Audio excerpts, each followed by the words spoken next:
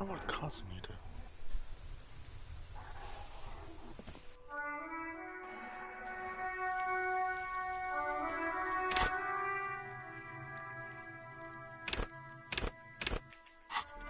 Hey.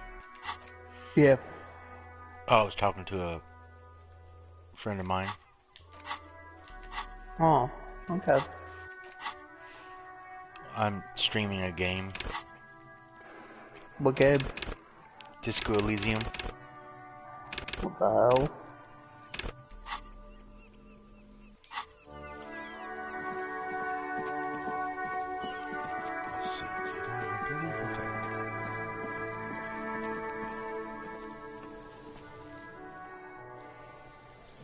Wait a minute.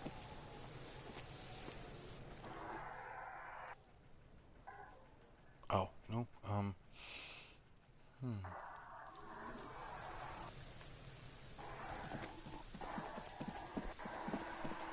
Let's see.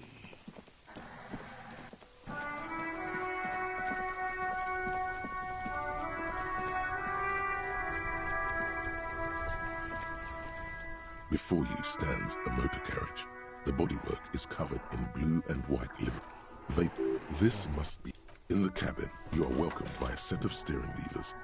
A scent of leatherwork and heavy fuel oils washes over you. Cartman, that's how babies are made. As you tap. There's no use, Chris. Translation.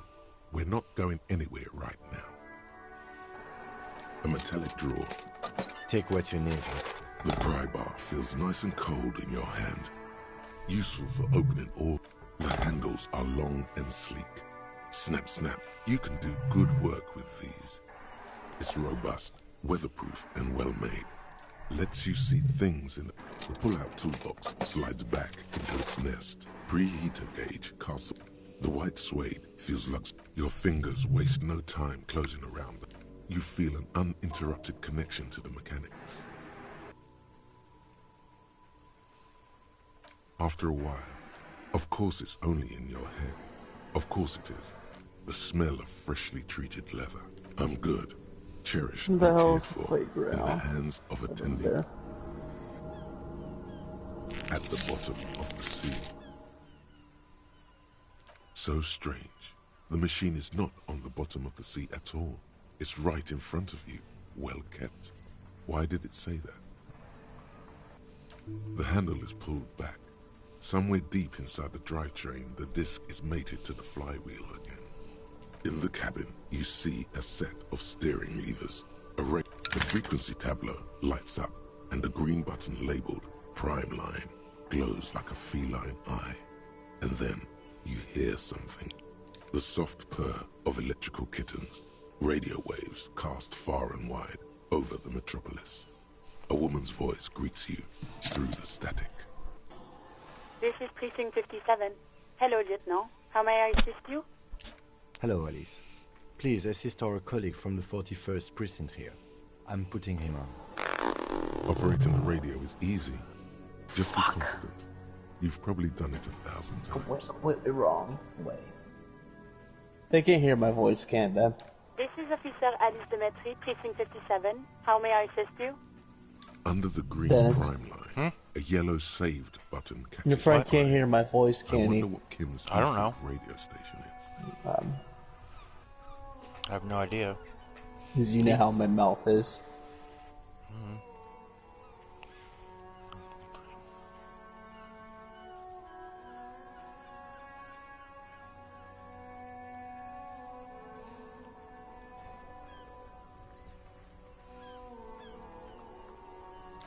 Just a second, officer. 10-2, 10-5. This is 41st. Come in. Over. The man uses relay code. You got this. You're a cop, and cops know relay code. 10-4, message received. 10-5, relay message. What's your... 10-18, state your message, sir. 10-9, over. 10-4, message received. This is a very serious situation. I need to 10-22 the captain. Over. Is it him? What does he want? Says he lost his badge and needs to report it. He what? He lost his badge? This is Communication Officer Jules Pidieux, sir. Over. You mean your partner? Over. What is he saying? He's asking who you are. I'm his goddamn partner. It's your partner, Satellite Officer Dietmar, sir. Did he lose his memory along with his fucking badge? Who lost his badge? Dick fucking Mullen. Who do you think? It's Officer Dick Mullen from the bestseller Dick Mullen and the Lost Identity. Dick Mullen is not your name. It's the name of a fictional detective who would not lose his badge. Defend yourself. Immediately. They're laughing at you.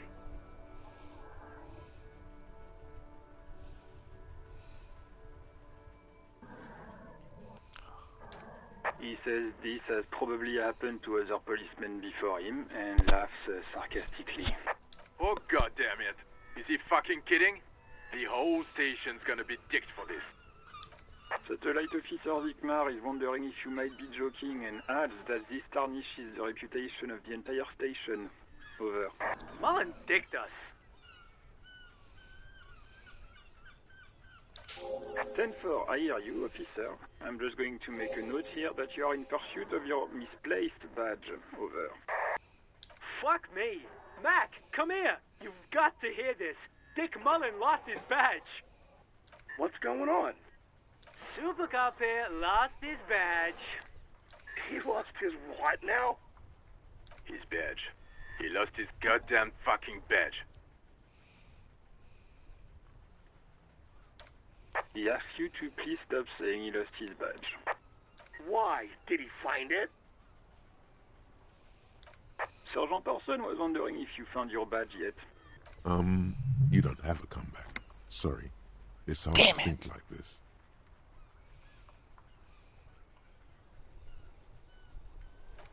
He's not replying. Looks like he's still looking for it. 10-9, come again. I didn't get that. Over.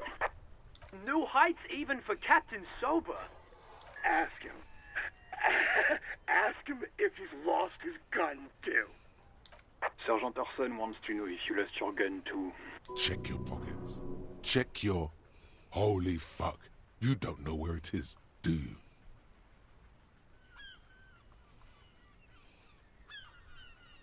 I don't have my gun! No. It's gone. It's not fucking on you. 10-9, come in, officer. Did you get my question? We were wondering about your gun. Over. Lying over the phone, it's easy. Just say it like it's the truth.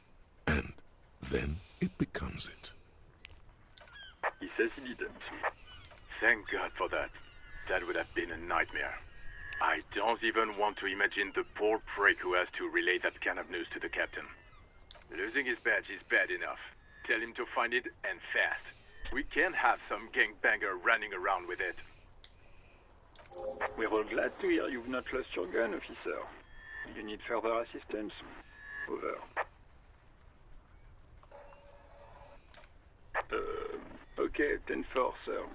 I hear you. Relay your question. Over. Wait. Before you say anything stupid, think it through. You're going to be looking at a straitjacket if you tell everyone you lost your memory. Be smart about this. Ask if he's there alone. 10-4, sir. I'm not hearing your question.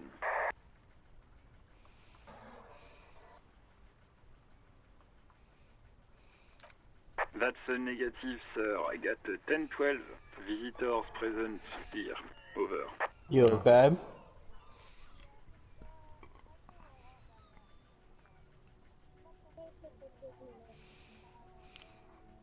As long as you feel better.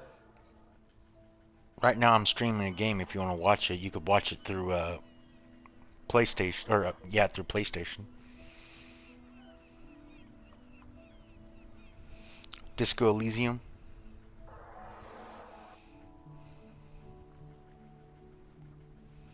What?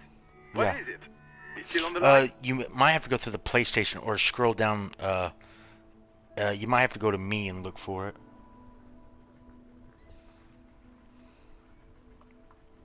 No, a friend of mine. They're asking who's that.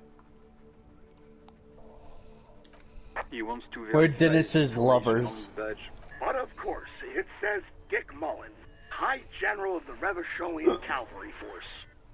Tell him to stop wasting time. What do you need, sir? Over. Dennis is my big sexy man.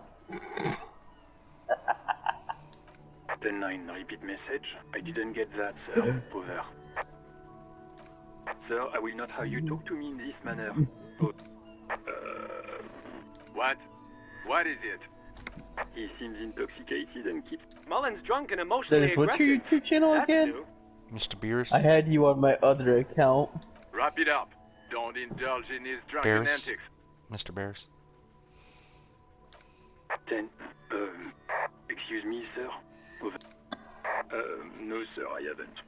You're not really keen on mentioning your home life, so I've always assumed things weren't that good on that front. Over.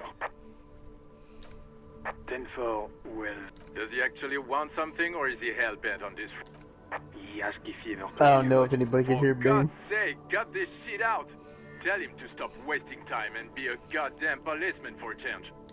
Sir, Satellite Officer Vicmar said... So, was there anything else? Understood, sir. Over. Roger that. 10-10. Over and out. Do you see it? I also put it as unlisted. I might have to make it open again.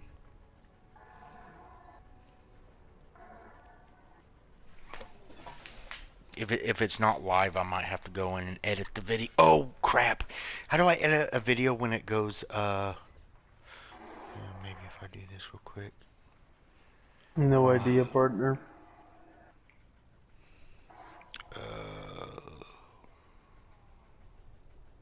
Watch it. Yeah. I think I have to go to YouTube Studio, right? Or let me look. My channel. YouTube videos. Okay, that's manage videos. Maybe I manage. No, that's the old one. Yeah, I might have to go to YouTube Studio.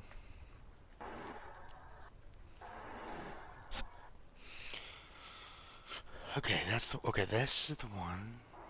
Okay, this is it. I need to edit it. Let me put it as... If I put it as private, only people you choose can... No, I'll make it public, hell. Save. Okay, try to refresh it. Alright.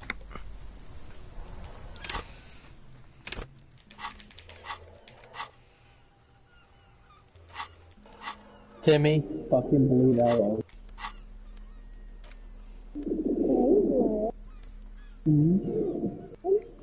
What do you guys sound like? Because we're in a party, that's why.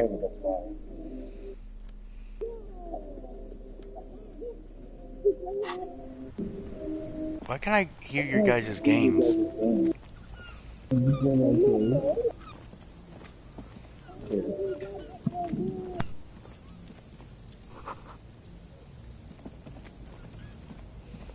What? Yeah, it's Mike. Wait, you can actually hear my game? How? I don't know, you sound like you're underwater too.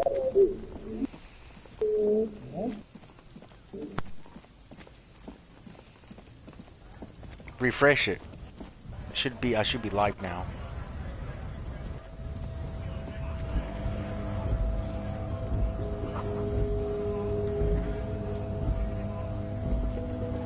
Money. Oh.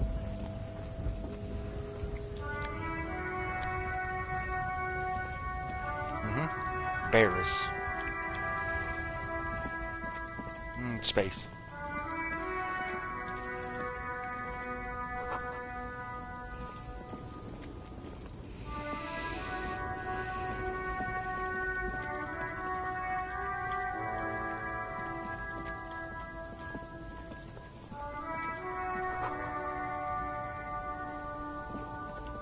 Thank you.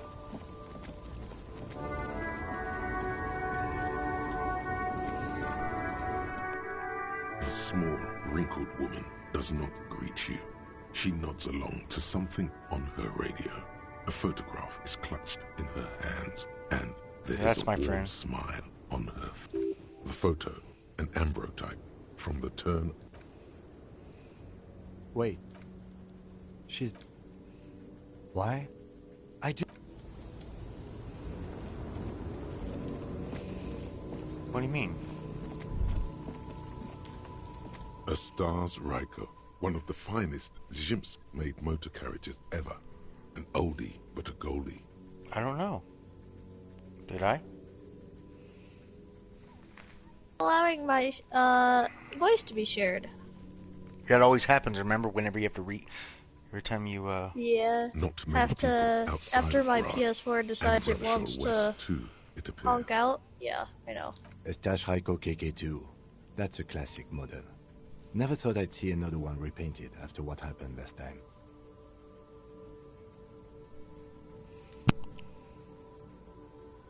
No, only that the motor carriage is typically baby blue, the colors of Sigismund the Great, an ancient Zhimsk ruler.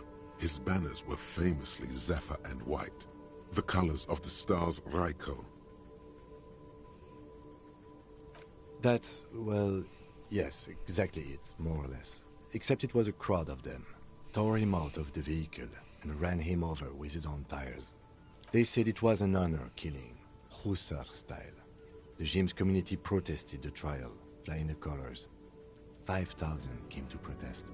Correction, 4,395. The fourth largest public protest of a criminal trial in Revachol. Is that so, officer? I'll take you at your word. People we are paid to protect. Let's leave it at that. 4 years for murder in Reunion. The perps were remorseful. Their sorry knocked 8 years off the sentence. That's the system. The prisons in the greater Revachol Industrial Harbor are already full. Prisoners are expensive to maintain. The longer the sentence, the larger the cost. I try to avoid drawing far-gone conclusions like this before actually examining the body, but my initial guess is the two are unrelated.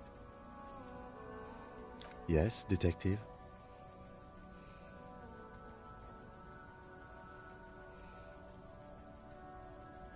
Okay, I'm not going to honor kill anyone over this, but I've seen it blue and white.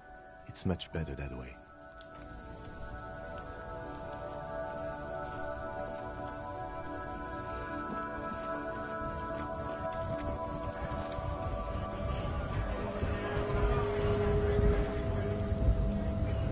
Bastards! We have a right to work! Hold up and stay frosty, everyone. Cops are here. You here to fuck with us? Beat the honest worker down. We're here to fight for a cause. Stripes usually have problems with people who have causes. Good. We're fighting for a cause here. Right to work! Right to work! Besides, we're not that different. It helps if people see us talking, cops and strikebreakers together. Shows authorities are on our side. Builds confidence. Rights of people, rights of workers, to have gainful employment, to make a salary, and feed their families. His manner of speaking is wooden, the tone of voice bland and uninspired, almost as if compiling replies from a set of learned phrases.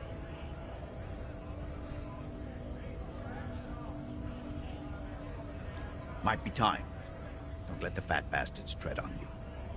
Cops tend to side with the higher-ups, Hey guys, you which there? are essentially still workers. Yeah, Laura needs help. Let me see if it's Red Dead first. I can see you understand that. Right to work! Right to work! Oh, shit. Maybe you should ask them. Forgot about it. Like, why we're not allowed to make a living here. Okay. Shame on you! We have families to feed, you piece of shit. But I'm heading in now. do you need me to go? It's up to you, bud. Main? Menu? Main. That's my alternate account. So my main account is what I'm coming with. Have I didn't fun. know I had balls. Union shits are on full strike. Don't think they're going to let you through the gates. I'm trying to Dark meet Souls them party. back, boss. Oh, you want to start? Right to work! Yeah. It's shameful. Alright. Cops doing nothing. You can Should keep bring back up streaming. open the gates for us. Blockading We're gonna gates go for help workers for Red is a Dead. crime. It won't be long. We are not picking a side in this. Probably not. Let us work! It's stuck to you. When a bunch of ungrateful, lazy cockroaches can't get their act together, decide to beats me. They mumble nonsense about boardrooms and workers' rights, while we have the right to I think work! that's such.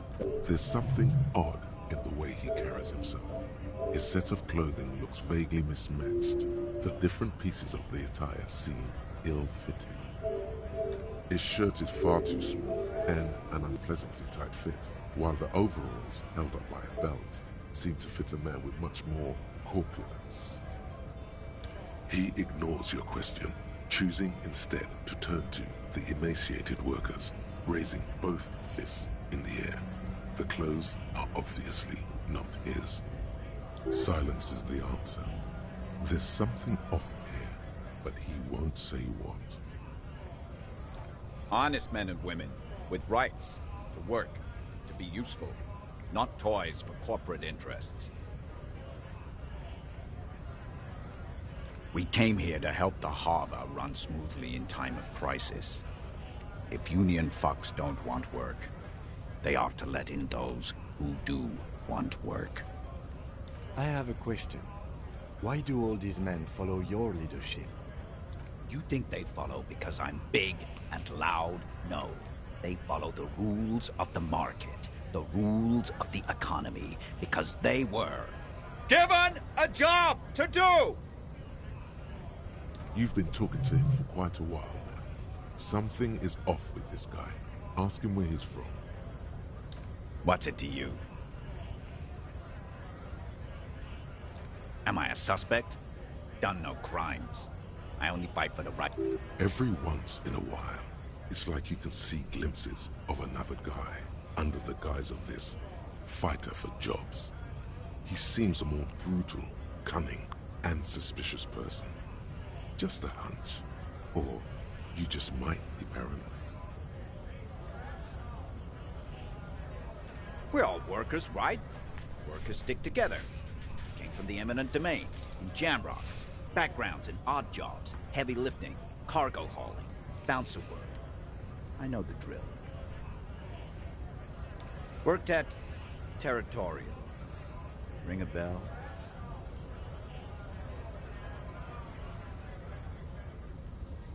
Uh-huh. It was a long time ago.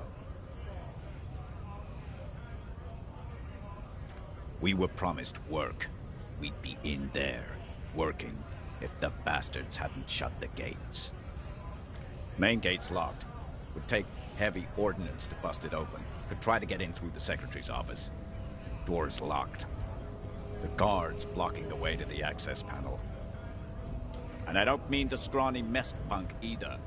I mean head measurer. Or whatever he is.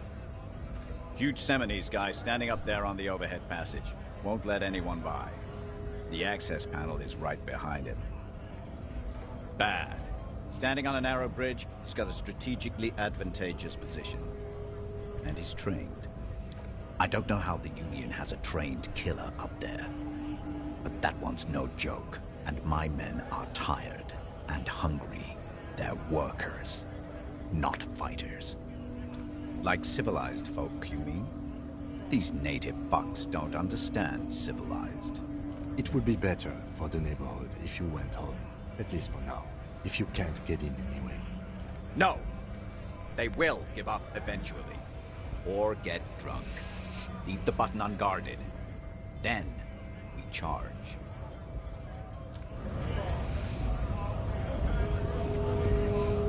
Scab? You're hazy on the notion of a scab. Smells like politics, though. Maybe it's got something to do with the flask he reaches for from time to time.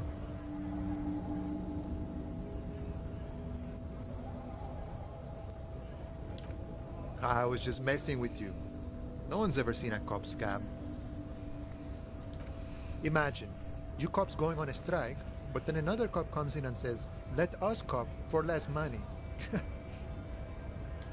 Speaking of, what brings the RCM here, to the Wild North? Come to see the strife? Murder, huh? That sounds like a lot of hard work. You'd never see me investigating a murder.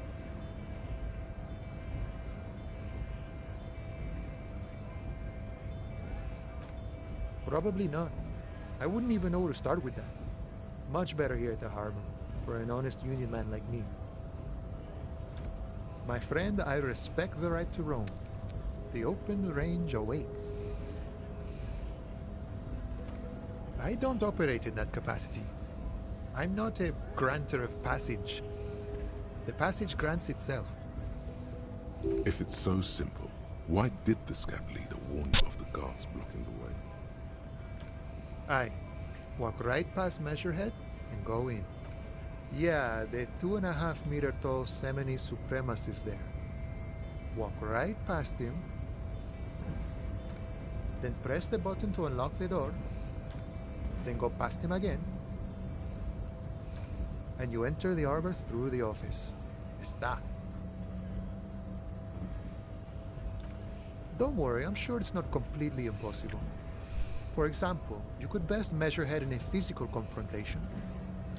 Or you could convert to a Semini supremacist worldview. Or,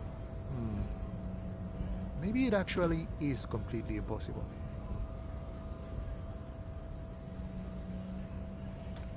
Jean-Luc himself would say the philosophy has proven overly heroic for the scabs to convert to. Not enough intuition. Sure.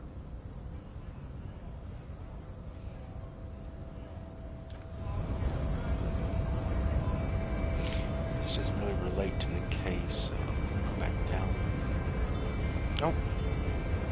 Oh.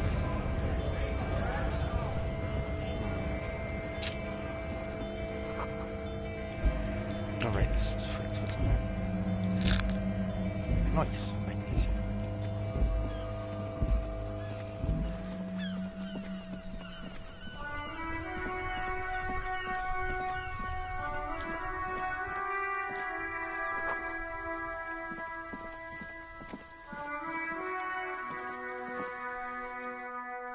Hello, sir. Step right in. The store is open. Are you interested in a new and exciting book? It's a bookstore, sir. We sell books, postcards, and some board games.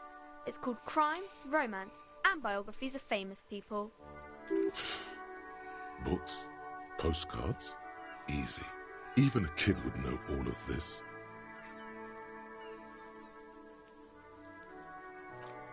Yes, that's exactly it.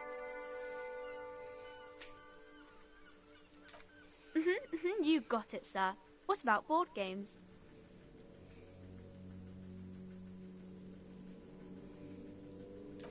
Okay, sir. This was all very enlightening. Can I help you with anything else? Okay, sir. I'll try to answer any questions you have. I hope they're about books. My name is Annette, sir. My mum, her name is Plaisance. She owns the store. She's inside minding the register or organising the stock. Feel free to step in and browse our wares. I'm signalling that the store is open. Otherwise people might not know. They'd miss out on the crime, romance and biographies of famous people. Thank you, sir. I'm happy to help Mum out with the store.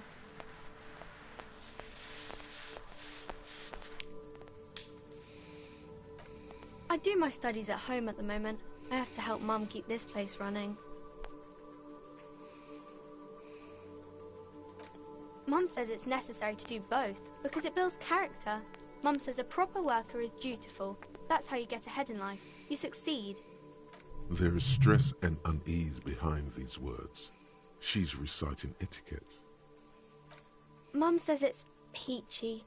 She was a little afraid at first. There's talk about this house being cursed. Cursed in the way that makes them say that no business has ever really thrived here, sir.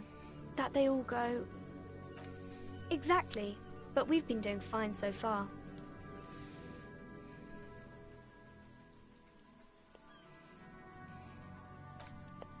We can go into the bookstore and ask about the case, but I don't see much more to look into here. Yes. Please do also look at our wares inside. The postcards and board games are there, sir. Nothing really, sir. Mum doesn't allow me to sneak around in the back rooms or the cellar. I don't really know what's there. It does not manifest itself in any way. It does not exist. I liked it better when we were talking about whether it's appropriate to stand out in the freezing weather. No such thing. Anything else you wanted to... Maybe I can tell you about some of our books instead. Crime fiction is about murders or burglaries or things like that, and the work of a policeman or a private detective who's trying to solve a crime and catch the criminals. And it's kind of like a puzzle too. You can guess who the criminal is, or how the good guys are going to catch him. You don't look much like a policeman.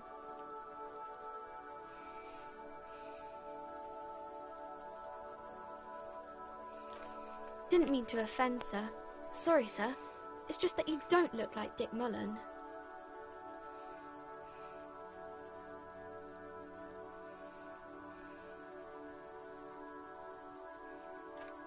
Head, yes. No, your mind. Not head, child. Heads.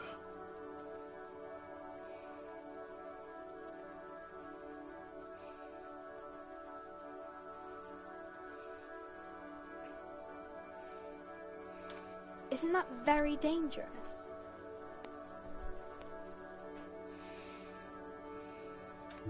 Unlike you, sir. He's just a fictional character. He's no match for you. Maybe you can show me some real police work, sir. Like in the books. The girl keeps her hands folded, hidden. Why is that? What do you mean, sir?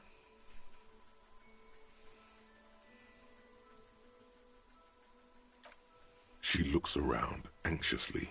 Her hands remain folded in front of her. She doesn't want to show them. The lieutenant stands by, looking at the two of you with little interest. She brings out her reddened hands, her nails frayed, nearly chewed down to the flesh. And you knew this from me keeping my hands folded?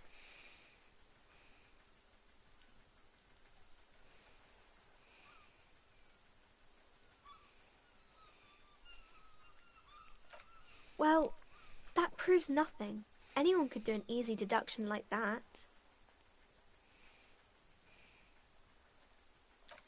She nods, half provocative, half enthusiastic.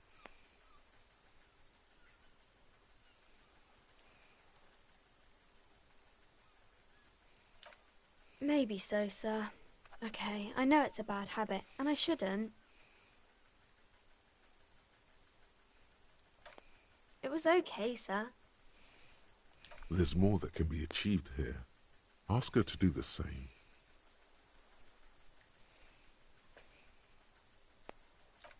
You're quite sober.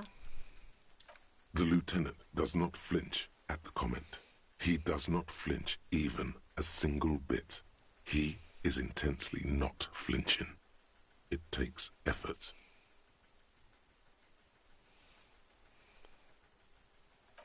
Because you usually aren't.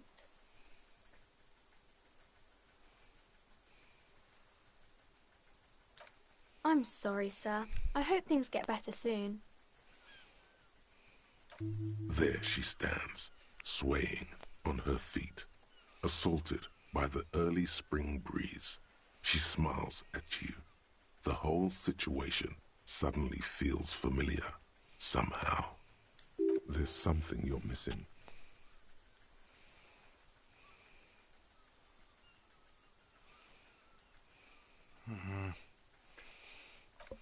I'll fail it. You have absolutely no idea. Familiar? How? You must have forgotten something you heard again. It's the type of book where there's a rich lady and she has to choose between the good man and the bad man. Or there could be a story about a poor lady getting a rich man. It's about man and lady business, sir.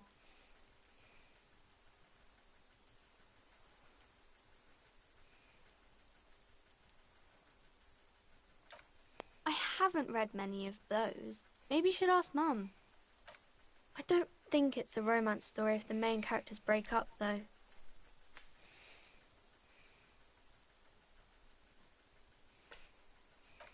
Sometimes they break up for a little while, but then they always get back together. Maybe some about other books?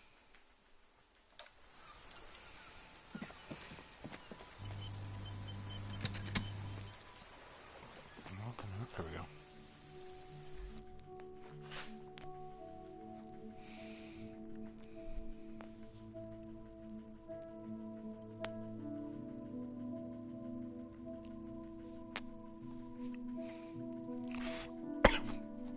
You didn't miss much.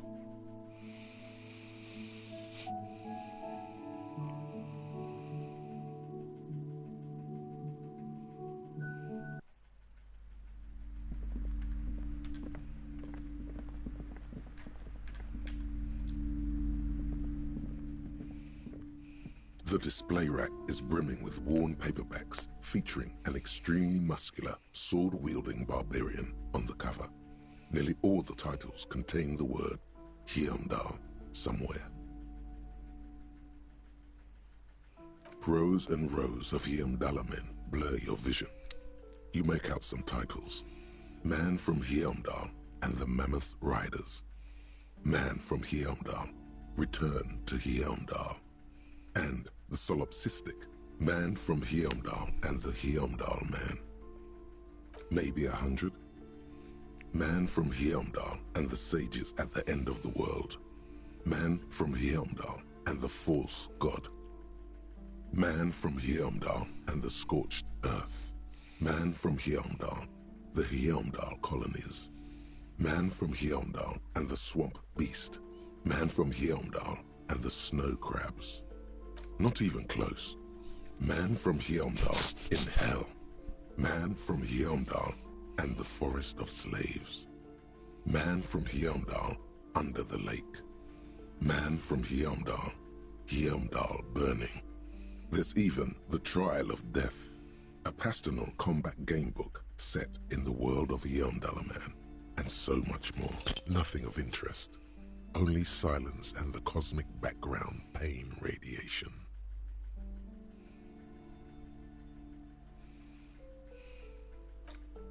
Oh, Man from Heimdall. A very popular series of adventure novels. They're awfully immoral and violent books.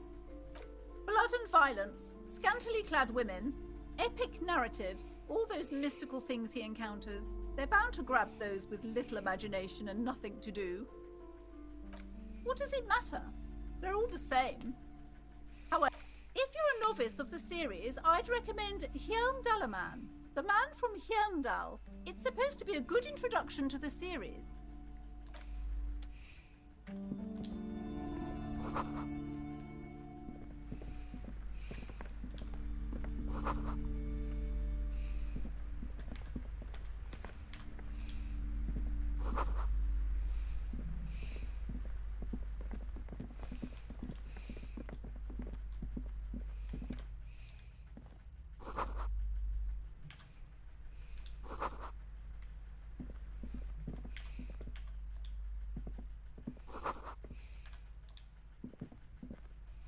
This bookstore is not strictly about crime, romance, and biographies of famous people. There's also a wide range of paranatural literature. Amidst the various books, you find one written by someone named Matthias W. Dundas. It's about wholeness, unity, balance. These three things are very important to the working class mind. The point of the book, and many others on this shelf, is to give people medicinal advice in situations where they don't have access to paid health services. It serves platitudes, while also telling everyone that traditional medicine, the kind people don't have access to and which costs more than this book, is garbage and would only give you cancer anyway, without even curing your cold or anything. Wholeness, unity, balance, on the other hand, can basically take care of anything. Though it is important to note, when it's up to your mind to heal yourself, then it's because of your mind that you're ill in the first place. The book features chapters on topics such as how to find magnesium. It even lists plants you can harvest magnesium from. How to continue drinking if you're an alcoholic who has destroyed his liver. And there's even a chapter on the ancient Seraïs tradition of using duck gallbladder preservatives to treat and prevent sexually transmitted diseases. Pre and post factum apply. Nothing worth buying. Sir, please, no browsing in that shelf. That wisdom is not for free. I can't have you end up, like, opening a police store next door and stealing my customers. Oh no!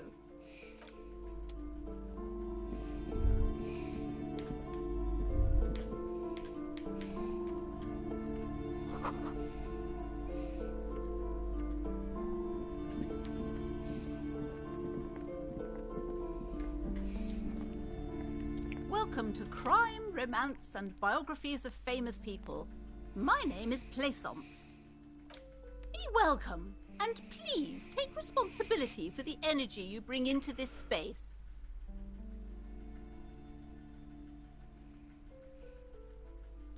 I am the proudest owner of our little shop of culture. Annette, yes, my daughter. I hope she wasn't slacking off again with her nose in science fiction. Tell me, was she at her post doing her job like a proper girl? Wonderful. Did you talk to her? Great. On a scale of 1 to 10, how compelled were you to buy books after talking with her? My precious, her dedication brings joy to my heart. If you have children, I hope they turn out as great as my Annette.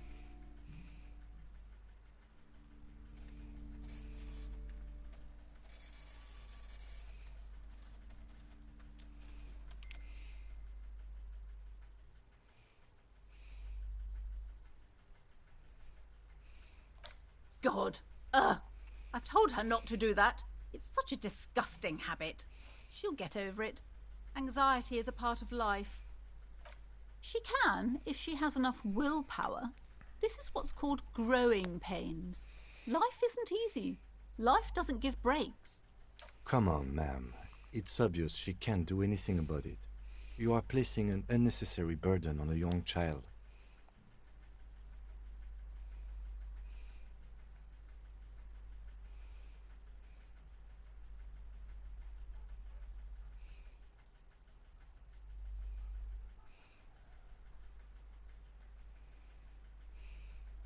She stands stiff and severe, silently fuming.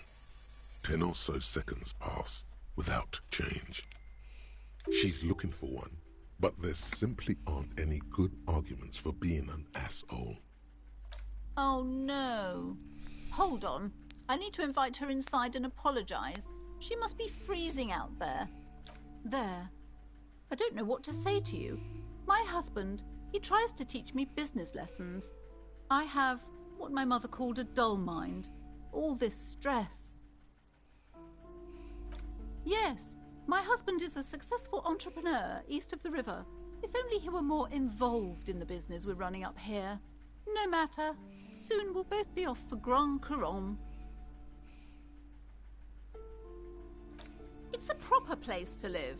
One of the most peaceful neighbourhoods east of Jamrock. You may know it for its massive housing projects. Most of the buildings are empty at the moment. It's a great opportunity to get ahead of the crowds. Better times ahead for sure. He made the initial investment. Since then, he's been what you might call a silent partner. Super silent. Almost inaudibly so. Yes, I'm afraid so. A real treat she is. It would be nice if she had... No, we couldn't have afforded more children, really. Not in this economy. A glimmer of sadness blinks through the well-crafted exterior. We're quite busy people, you know, my husband and I. Quite busy. Children are a lot of work. You don't look like a father, so I don't expect you to understand. I'm sorry. I'm sure you do understand.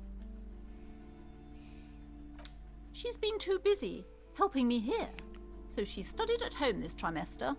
This is a temporary solution, of course. I assure you, I of all people understand the importance of education. She will be back in school the moment the store takes off. And hell freezes over? Never mind. It's not a good topic to get into. The woman looks aloof, her features much softer. Occasionally she glances at her daughter's silhouette. Goodness, you were already doing good, browsing the shelves. Why'd you stop? Don't you feel compelled? Go, go, get back. Everything is on the shelves. Take a look yourself. She smiles and nods.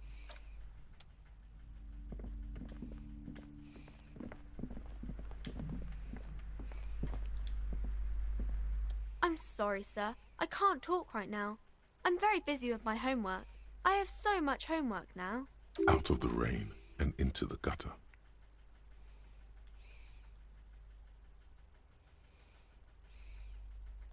Math. It's really difficult. Like, really. They say you need it to get rich. Better than standing outside in the cold, I guess. Oh, I found something while you were away. I thought this would fit you. Like, thanks for helping out.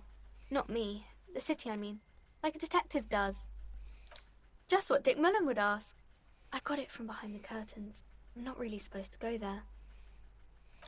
Yes, just like the one Dick Mullen wears all the time. You'll look way more serious with that. Right, I have to get back to my homework now, before Mum notices. Man, this is hard. You have absolutely no idea. Familiar? How? You must have forgotten something you heard.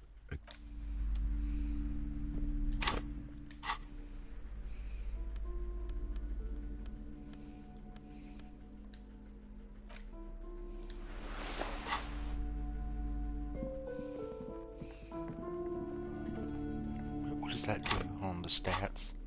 Does it have stats on it? Oh, encyclopedia. So it makes me a little bit more smarter. You see a set of tattered curtains blocking the way to another room. A strange cage-like trinket dangles from the curtains. Excuse me, officer. The back room is strictly for employees only. Nothing. Now please go back to browsing the books. Don't you feel compelled to look at the books? The books are all you care about. She speaks almost as if she's trying to put a spell on you, urging you to buy more books. Oddly enough, the more she tries to draw you away from the curtains, the more alluring they become. You see some kind of charm, an irregular polyhedron assembled from bones, sticks, and straw. Inside, a disturbing fish head with empty eye sockets stares at you. This is a traditional Seminese ward, meant to provide protection against ill luck, bad dreams, curses, and other supernatural scourges. Inhabitants of Ile-de-Fantôme, the Seminine Islands down south. Aside from poking at it suspiciously, there is nothing else to do with the fishhead charm at this time. The curtains remain shut before you. Just as you're about to pull apart the curtains, the petrified voice of the shop owner cries out once more. Sir, don't touch that. I told you it's off limits for the customers. Parapsychologically speaking, we're done if you decide to open them. I won't be held responsible for the consequences. It's too dangerous. She looks away, mumbling. Why is everyone always messing with the curtains? Why can't they just buy books like normal people?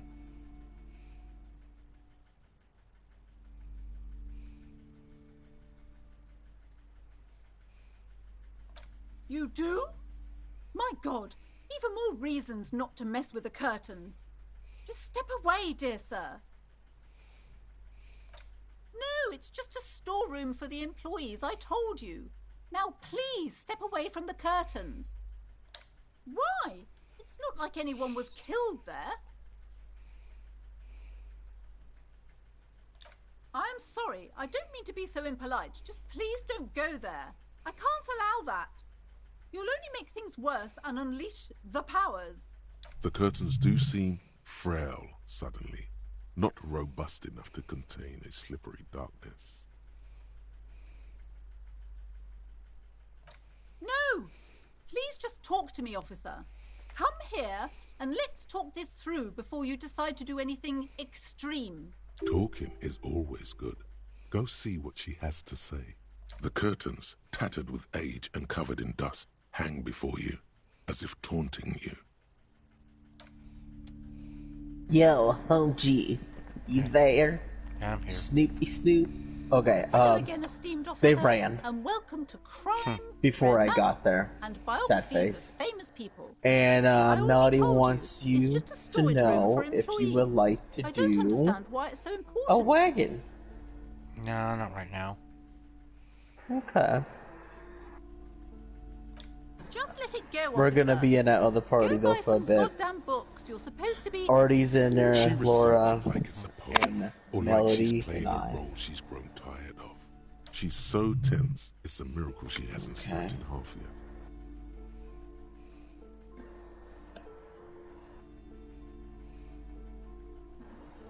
I'm not tense. I'm just. I'll be back. You be good. Okay, fine. It's just because this place is cursed, just like everyone said. They don't call it the doomed commercial area for nothing. Are you happy now, officer? Happy that you've ruined everything? Host of hosts, she prays. Guard me and my honest business venture from the curse that lurks behind the curtains. The curse is so much worse than you could imagine. It's a disease, eating at the very foundation. It's the curse of financial distress, of ruin and bankruptcy.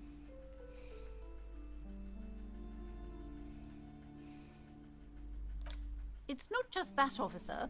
We're dealing with something supernatural here. It's the cacodemons feeding off bad business practices and disappointing income statements. There's something wrong with this building, I can tell you. Ever since I arrived, I've sensed an eerie lingering presence, as if I was unwanted here. It's not good to talk about the curse, not in detail. The negativism, it's dangerous. Talking about the void wraiths angers them. Wow. Void raves. You have new words. Yes, I've contacted numerous parapsychologists, and even a pair of Simonese mediators. They provided me with the wards. The wards help to keep the doom at bay and protect us against the darkness that lies further in the building, even though now I fear it's not enough. Oh, this?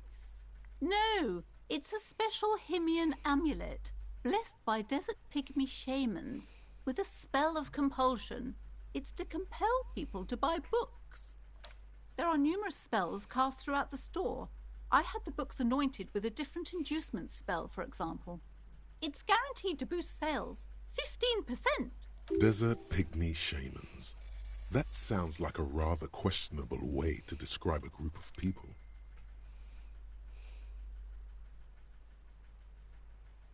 Most certainly not. I don't want anyone who's not familiar with the psychic arts to get involved in this mess. Stay away. Leave the spirits be, so they can return to their slumber. My liege, you know what this case calls for? A para-detective. Slither up to her. You silver-tongued fiend. Show her what world-class perfidy looks like. Are you sure? Don't think I haven't seen charlatans before. You're no para-detective. You look nothing like one. And you're clearly a drinker. Pardon me for being so blunt, but... You look like one. The lieutenant keeps his usual stony calm. He silently picks out his notebook.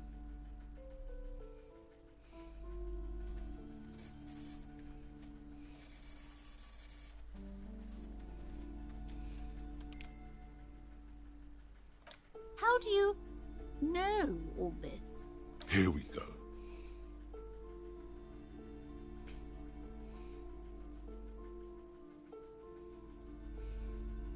You're part Simonese. Oh, it means our meeting couldn't have been mere chance. The hand of fate guides us. But I am not the only one at risk. I have to think of my daughter. You are certain you can help us? Keep us safe? I can't allow any collateral damage to hit us. Oh, I can assure you he is a police... If you promise, good officer, then you might be our last hope. Do you swear it? Thank you, sir. There's one more thing I haven't told you about yet. The entity. Do not act surprised. You know of these things, sire. You have? The entity takes the form of a woman, a witch probably. I've suspected that she must be connected to the curse ever since I first saw her. Did you know that she lives inside the chimney? Yes, that chimney is part of the building's central furnace, and it's enormous. She has barricaded herself behind some metal security curtains. God knows what she's doing there. Some unnatural magic, I assume. You should go find the entity and ask what happened to all the companies in the building. What is the source of this curse? Here's the key to the warded door behind the curtains. Take it. Oh, and please do return to me after you've looked round. I'm quite anxious to know what she has... What you discover? Probably just some office space. Don't be scared. Okay, but please, only if... The woman looks...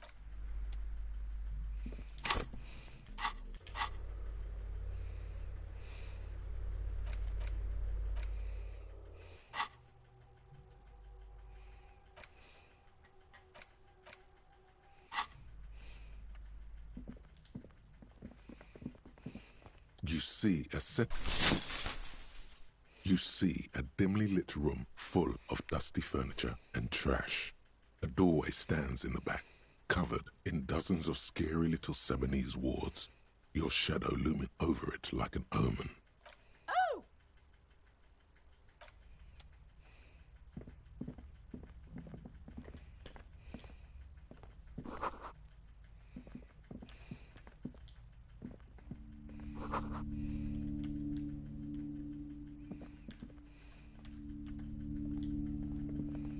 A heavy door with a missing handle stands before you, covered in dozens, if not hundreds, of Seminese trinkets and charms.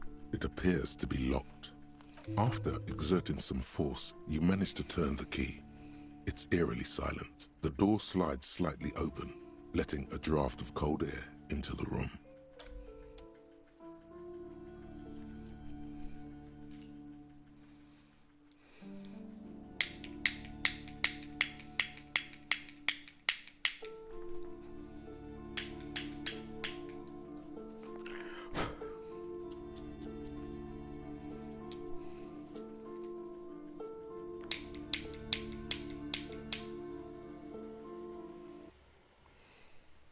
One second.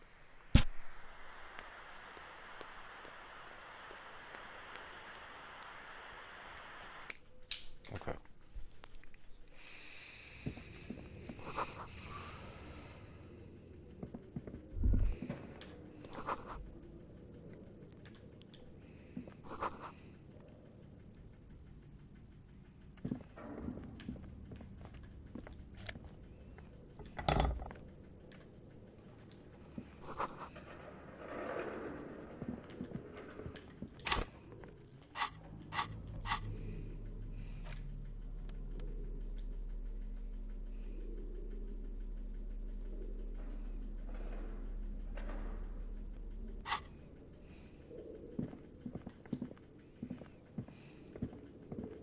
barbell lies on the floor. The color has worn off its weight plates. It's 60 kilograms. Your triceps hum at the sight of these weights. Show the world what kind of beast it's dealing with. There are no collars on the barbell. This is a safety hazard.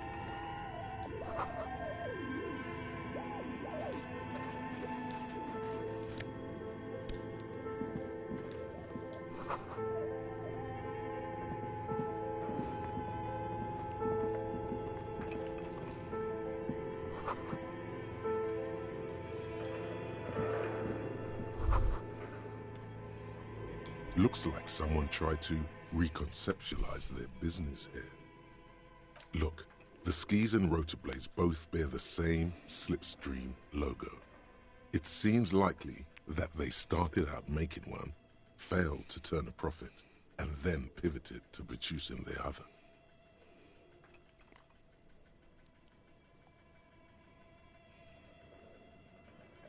That's a good question.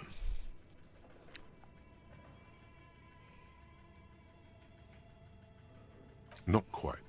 You do know that there's something unusual about this company's business model.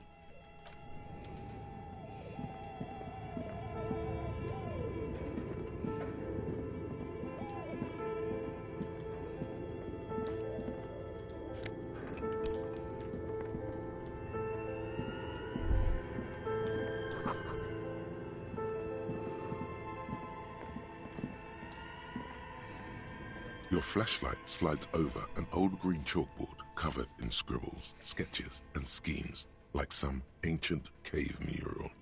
Some of the writing has faded with age, but you can still make out sections here and there. Photos and drawings have been pinned to the board. These lithe, pointy-eared creatures appear to be different types of welkins. You make out autumnal candle welkins, casting wax-based magic. Translucent welkins, with organs shining under their skin, and even ether welkins, hailing from the vast emptiness of sidereal space. You should adopt one of those welkins as your persona. No longer a mere man, but a welkin.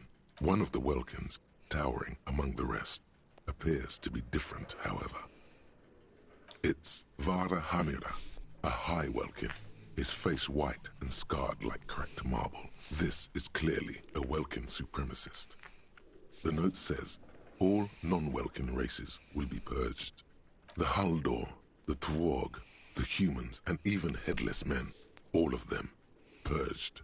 Imagine a world filled only with Welkin, Green Welkin, Dread Welkin, and the High Welkin to rule them all.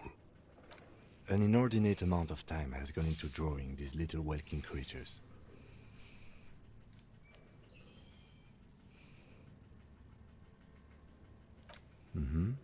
Political commentary.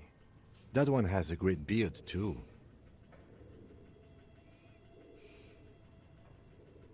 Some people really like building a world, I think, even if it's just for a game. This looks like concept art for a project. It's not really real. Just look at those details. So much effort. The photo collage depicts barren, icy landscapes wrapped in perpetual night. You see permafrost and glacial landforms, dead trees grown in under the snow. Entire oceans have been frozen from shore to shore. There are pictures of settlements on dried-up riverbeds, abandoned in a storm. Animal corpses in the dark, carcasses and bones. You see primitive oil rigs built into glaciers, boreal dvorg, yurts under the snow, great mammoth-like beasts of burden. Albeit dark and cold, this vision also feels cozy in its own way, like eggnog or morphine, a much-needed respite from our own world. A pinned postcard reads, "The heat death scenario. A desperate fight for geothermal energy engulfs the world as Wirral becomes untethered from its sun, drifting through the universe." This is a monthly calendar from the year 50. Cryptic words like sprint, daily minimi, and GPI span the marker-drawn grid, the grand scheme of production and money. It looks a bit like an academic calendar, only much more brutal. Minimi stands for a mini-meeting. It's part of a bigger framework for managing work called RUN. Station 41 tried to implement it a few years ago, but failed. As time goes on, the numbers in the boxes grow rarer and rarer. The board becomes an empty snowfield in the final days. Only failure and regret dwell in this region. Looks like they didn't make it.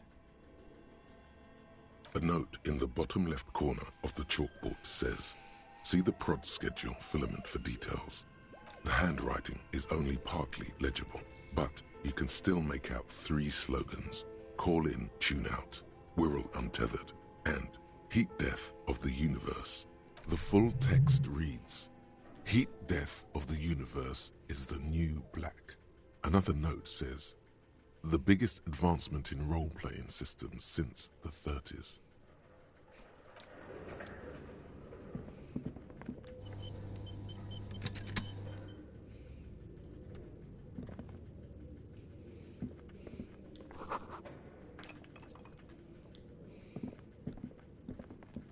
This old fireplace is covered in lines drawn in blue and red marker, the mesh spreading over the stone like blood vessels on alabaster skin.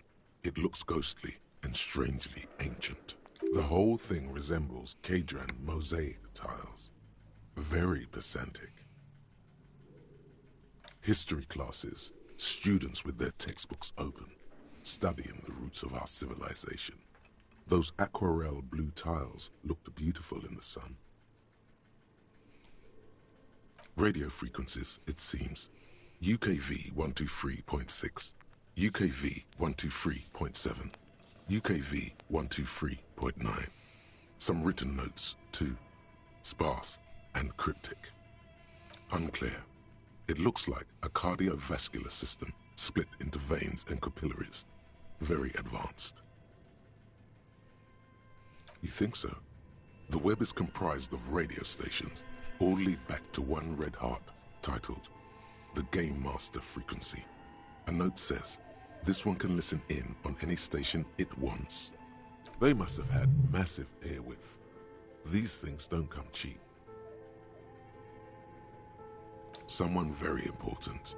A conductor for the hundreds of story threads that pass through the Game Master's frequency. Whoever decides to call in to a call-in station, it looks like. A list of names under the stations suggests people across 6 Isolas would be playing. Muindi, Insulinda, Kotla, Grad, Samara, and even Ilmara. There's no way a little basement studio working here could pull anything like this off. My God. It's as if the less money they had, the more ambitious their project became. Exactly. This schedule, I know doom when I see it. The company was running out of funding. Nothing. It's just lines on marble. An echo from times long gone. No one has used the fireplace in ages.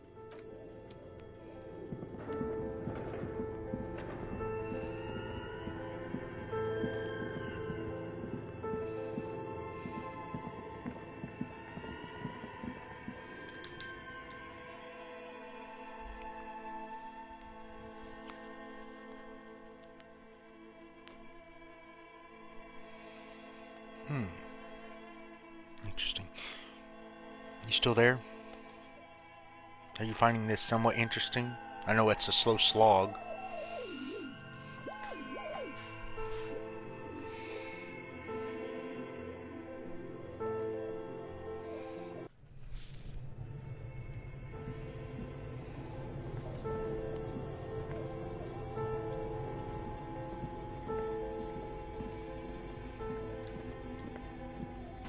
You see a terrifying ice bear with a strange compartment in its belly. The door is covered in frost, and the bear's eyes are glowing red. The bear looks oddly realistic. Is it taxidermy?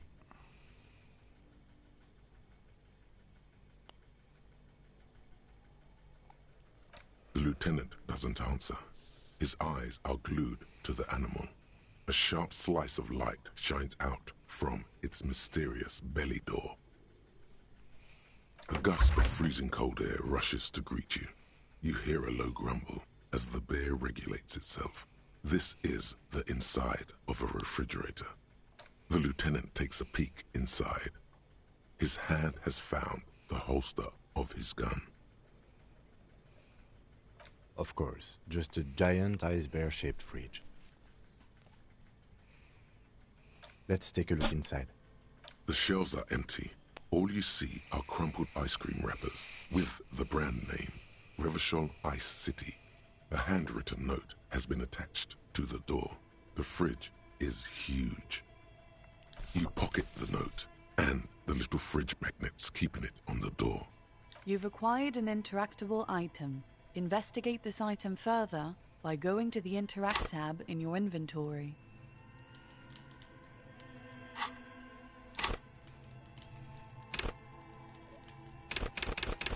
Let me go over, come on.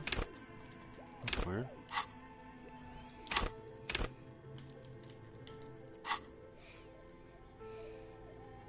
A friendly cartoon bear smiles back at you from a glossy cellophane wrapper.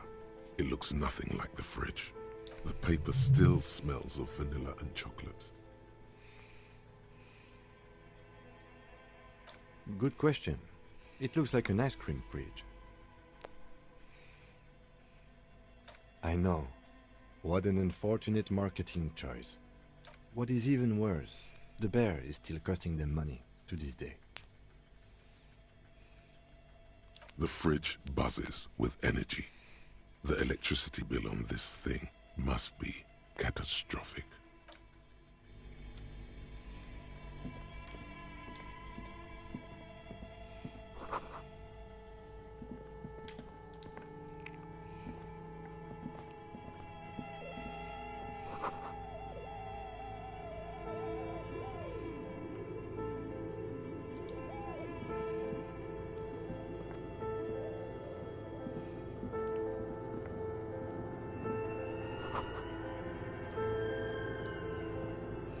A few bricks have fallen off, revealing a compartment behind the wall. It's too dark to see in. Seems like an old bunker from the Revolutionary period. Look at all those rifles. Must be an old weapons cache. There is, yes. And there also appears to be something inside the hole. Interesting. Do you want to take a look? Your hand reaches deep into darkness and spiderwebs. Rummaging around, you find rusty rifles hidden away. Most of them are rusty and inoperable, like the rest, but one catches your eye, a bolt-action model with a fine wood stock, in better cosmetic order than the others. That's a rare sight. Seems to no longer be functional, but still a beautiful thing in its own way. It means there are firearms, albeit inoperable, still lying around in Martinez. It's an interesting coincidence, I would say. Might come in useful in the future.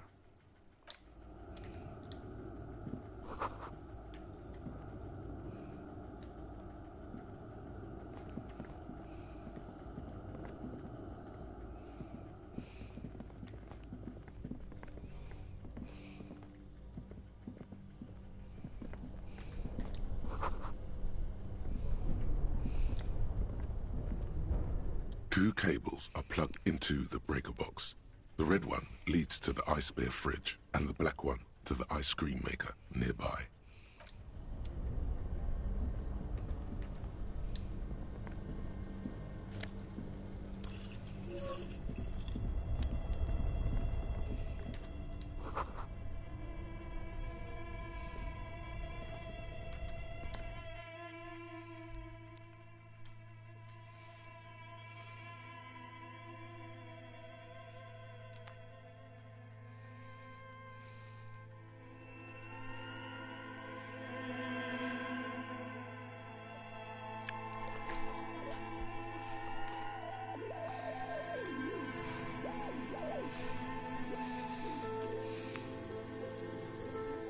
Sounds like I'm outside.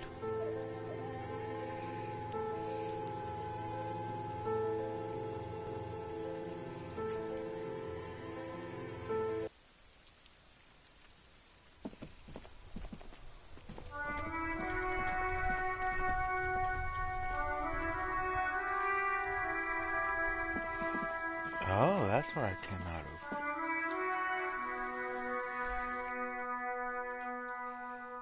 Okay. I don't know where that takes me.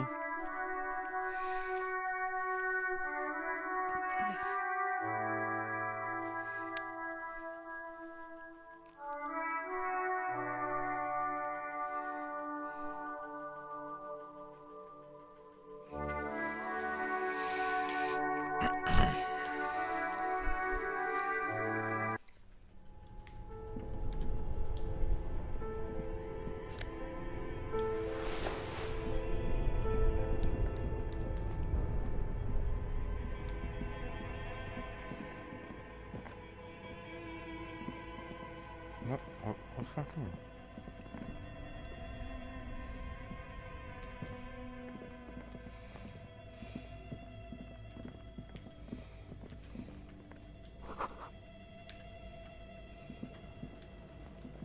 A thick layer of coal dust covers the furnace, coloring it pitch black.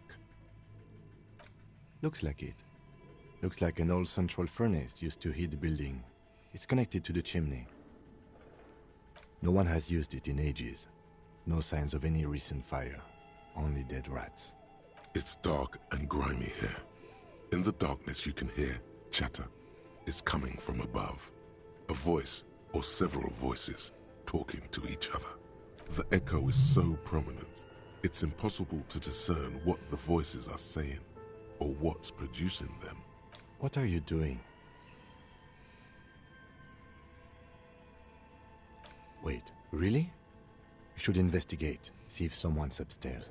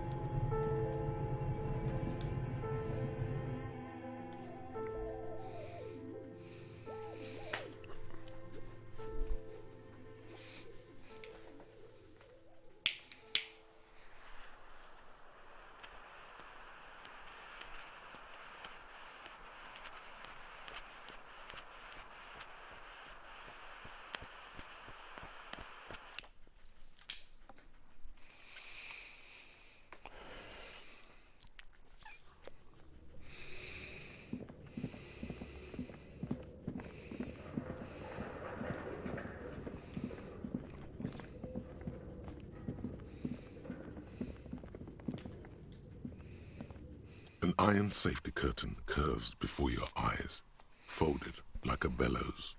It covers half the room, blocking the way into a colossal industrial chimney. This must be where the entity lives. This is directly above the central furnace in the cellar. The voices probably came from here.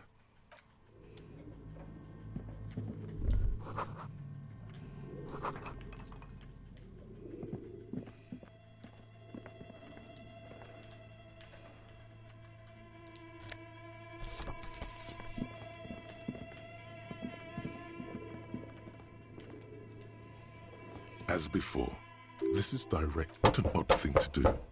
Nothing happens. Still nothing.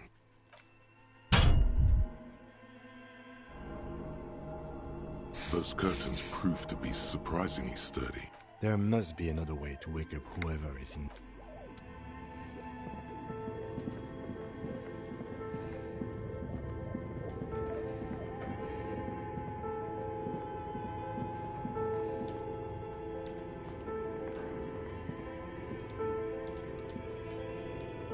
Come on, let me.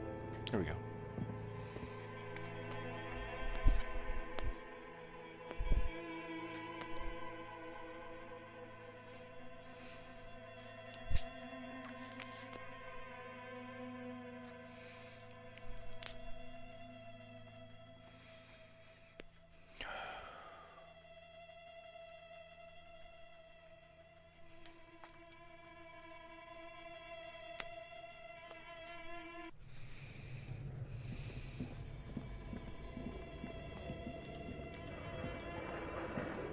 A thick layer of coal dust covers the furnace, coloring it pitch black. A lush layer of coal now covers your skin, sinking into the wrinkles. Maybe you could paint something with this coal. Leave a cave painting for future archaeologists. No, that would be stupid. A hollow ring echoes through the furnace. Your toe hurts. Something breaks loose in you.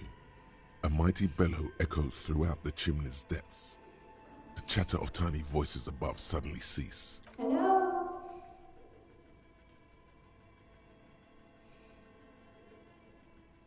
Hello? Did you say anything?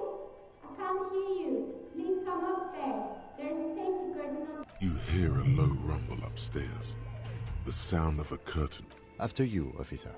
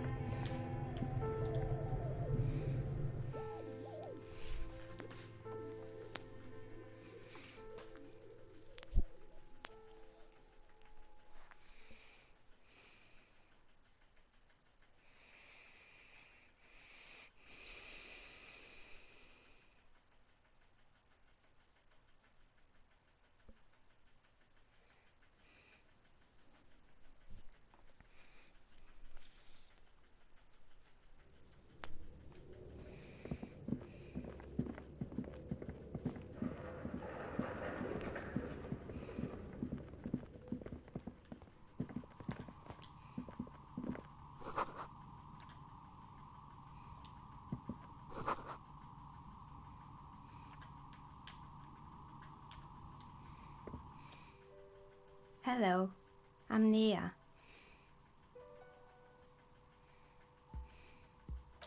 Did you try knocking on my window? I must have missed you. I've been listening to my Milius. So what kind of dye are you looking for? She's got a direct view to the backyard. You should interrogate her about the lynching.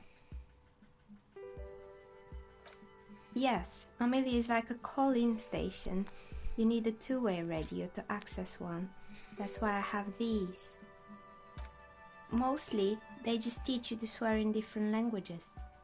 But some of the stations can be quite interesting. Then how did you get inside? By the south entrance? You know what? It doesn't even matter. What matters is that you're finally here. I'm a novelty dice maker. Tell me the name of your role-playing system and I'll make the die you need. That's why you're here, yes? Very good. My rate is... Take a look around and see if there is any particular... It almost looks as if the stones and dice are a natural part of the room, growing out of the shells like stalagmites. No falsehoods are present. She's a novelty dice maker and doesn't have anything to hide. Ask what you need. How did I become one? It was a business decision. I was a regular jeweler at first, but that's an unfocused field with too much competition.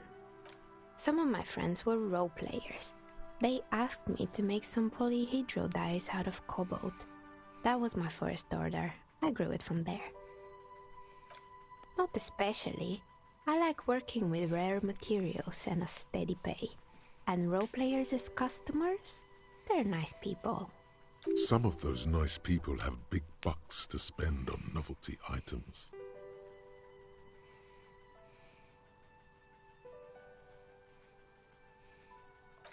Nothing really. I didn't know him. The lieutenant looks at his notebook, then the woman under the large window. Your window looks directly onto the courtyard. You're saying you didn't see or hear anything unusual last Sunday evening? I'm sorry, Detective, but as you know, I usually have my headphones on when I'm working.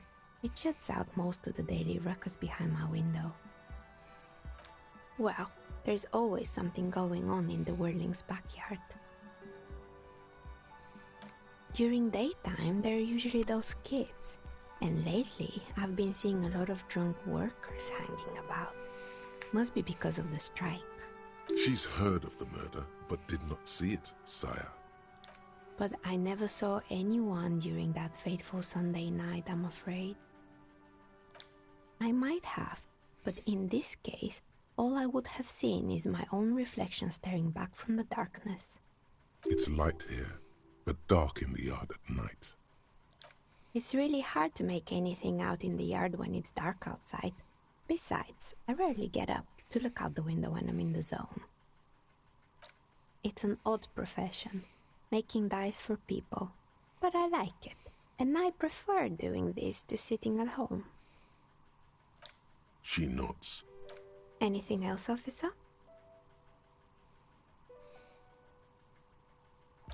We're inside the chimney of an old central furnace. It's strange, I know. But when I arrived here, all the other rooms were taken, so I had to build myself a makeshift home. Besides, I don't really have to pay any rent here, so that's a plus. Creative. When she arrived here, there was no room anywhere else. She must have known the other businesses.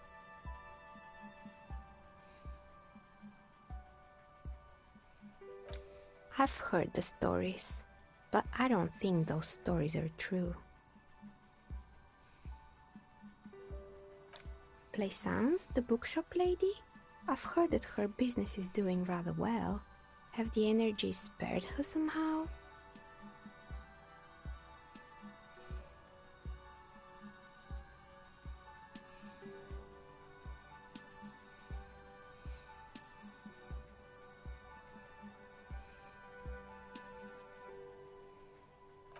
All right, but it's not just the bookstore that's still up and running. What about the Whirling in Rags? Some people say it's part of the building complex. You could say so. Both houses were built at the same time and under the east of the Commerce Central project.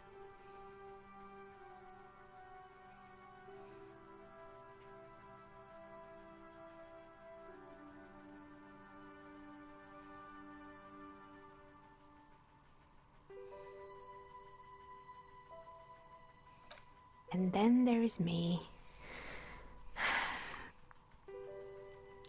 I've been here for 14 years, selling novelty dice to role-playing enthusiasts. Not exactly a million-real business idea, yet somehow I've survived despite the talk of malicious energies. Maybe it's just because she's so talented that she's been able to woo the curse.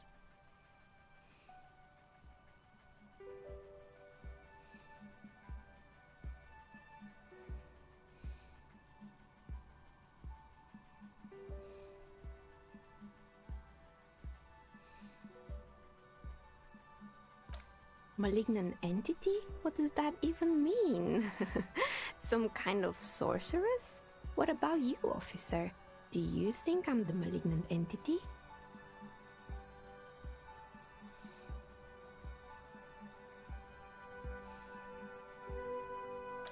Exactly.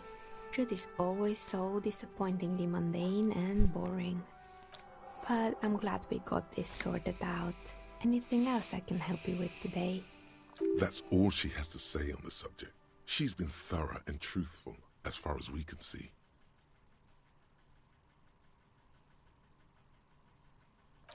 More or less. Are you interested in anyone specific? Oh, quite a lot of them spring to mind. Yes, I think it was called Androgynous Orlando or something similar. They weren't a big hit around here. Turns out that working class men don't like genderless haircuts. They're scared of that word. A bit of experimenting every now and then isn't bad. It's not about the haircut. It's about the confidence.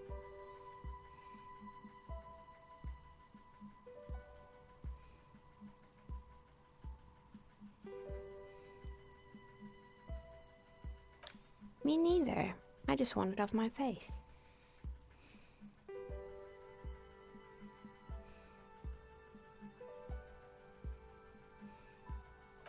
It wasn't merely a gym, it was Artemiteps Boxing Club, a community project created to steer at-risk youth away from drugs and crime.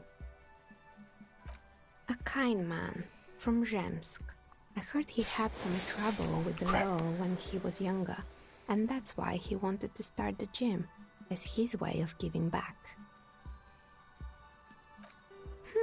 Kuno. Who's Kuno?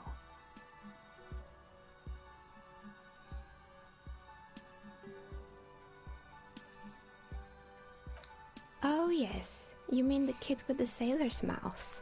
Yes, I've heard him yelling profanities in the backyard. I think it would take more than a gym to help that kid. It didn't. If anything, it made the youth situation in Martinez even worse. At some point, someone started a rumor that the punching bag downstairs was full of amphetamines. It's not really full of that. No one would store their drugs like that. Eventually, the coalition took away the funding and the club went bankrupt. This was a few years ago. It's gotten much more peaceful around the plaza ever since. Oh, this one's a mess. There used to be a company that promised to repair windows 24 hours a day. What could go wrong with this one, right?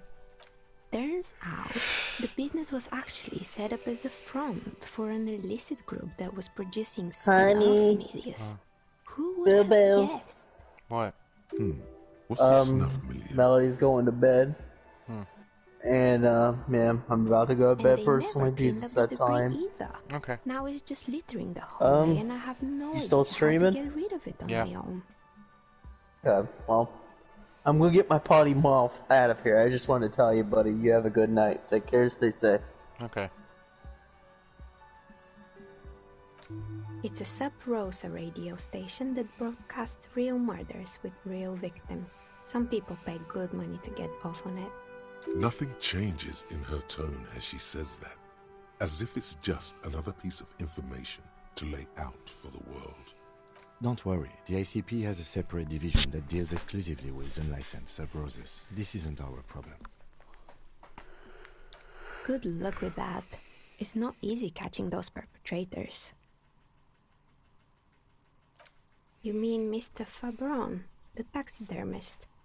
No, he mostly just did drugs. Anything else?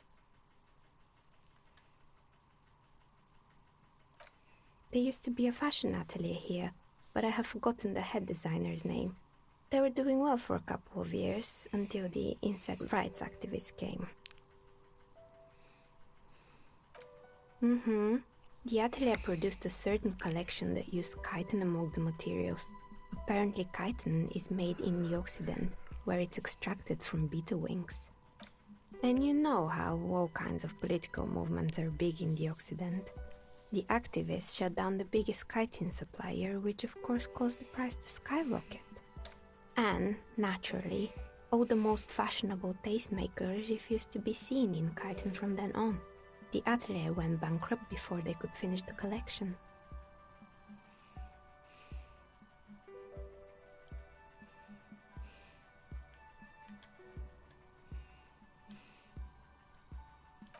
Actually, insects do have brains, but yes, I understand what you're saying. I think the protesters took it a little too far. As she shifts around, you notice several dead flies on the windowsill in front of her. Legs up. They're not moving. Anything else? They were made by a company called Slipstream. After they pivoted from making rotor blades to skis, their chief executive took off on a vacation with all their money. Honestly, I think it's quite funny. I think he's still sending out holiday transmissions from Tulula or Tiumotiri or Hashtkor or wherever he is. Sure, it's illegal, but it's not exactly anything extraordinary in business. Besides, Slipstream is history now. All their remaining assets got seized by the bailiffs in 47. I have no idea why those skis and blades are still lying around. They were just the props. Why return them? Maybe you could make a sword out of one.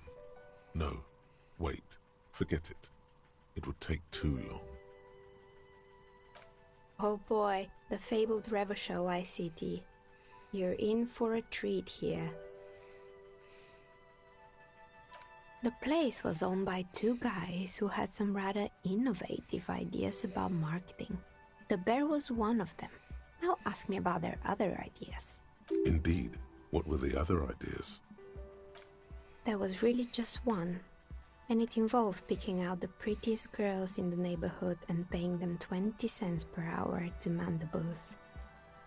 And by man the booth, I mean slump behind the counter with a face that could maim you if you ever dared to disturb their bored magazine browsing.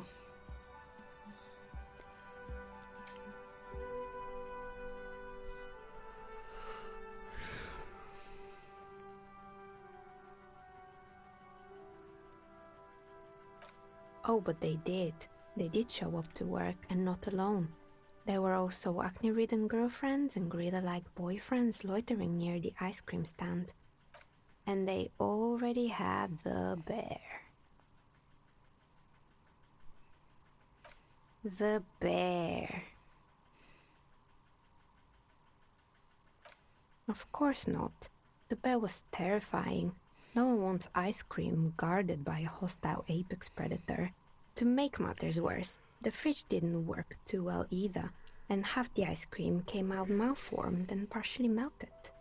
Eventually, Revachol ICT lost the price war to its rival, Glace 5000. Glace 5000 sold caramel sundaes for only 5 cents a piece, out of regular fridges. Maybe. Because the taxidermist who made that bear definitely wasn't. Doing his best, I mean. He said that the bear was his vision beast. He said he met his vision beast while high on desiccants. Called it Megatherion. Sounds cool. Megatherion, a mega wild beast. It's an imaginary beast that guides you through life. By telling you to do more drugs, mostly. Very good. You shouldn't do them. You're a police officer after. Anyway, now you know the story of the fallen ice cream empire. Little sparkling embers under the window. Anything else? Another failed business, perhaps? Good. I hope it clarified things a bit. What else? I'm listening. Good. I hope it clarified things a bit. What else? You feel nothing. If anything, it's uncomfortably warm in here.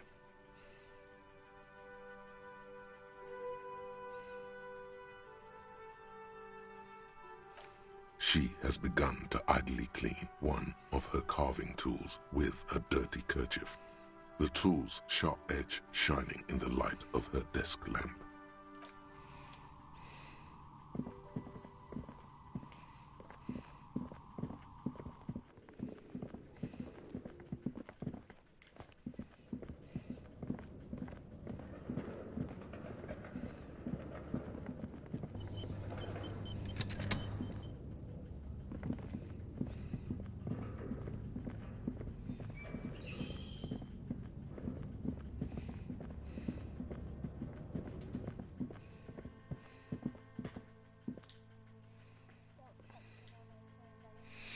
I thought Mike told me he said you were going to bed. Okay. Okay. Good night. Okay.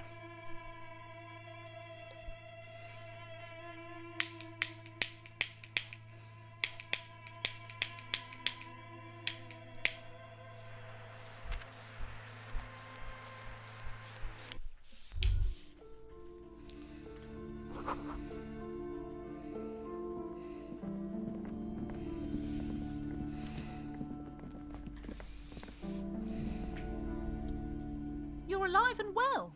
Don't keep me waiting now. What's in there? In that dark sarcophagus? Yes, yes. How was it? Tell her how ghastly it was. You know it's what she wants to hear.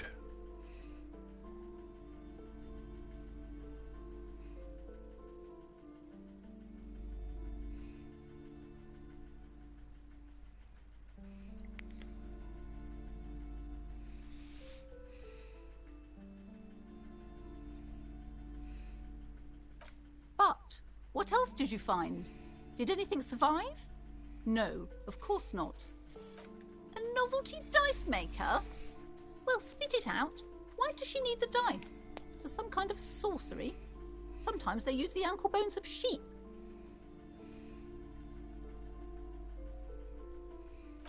I don't understand. If it's not her, then where is the source of the doom? How did she explain the curse? The narrative she's built herself, it does need tearing down. She's squeezing on the pendant too tight.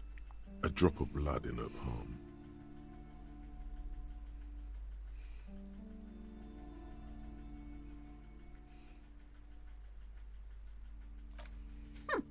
Too many inconsistencies. What kind of talk is that? Good luck persuading her. Some people can rationalize anything.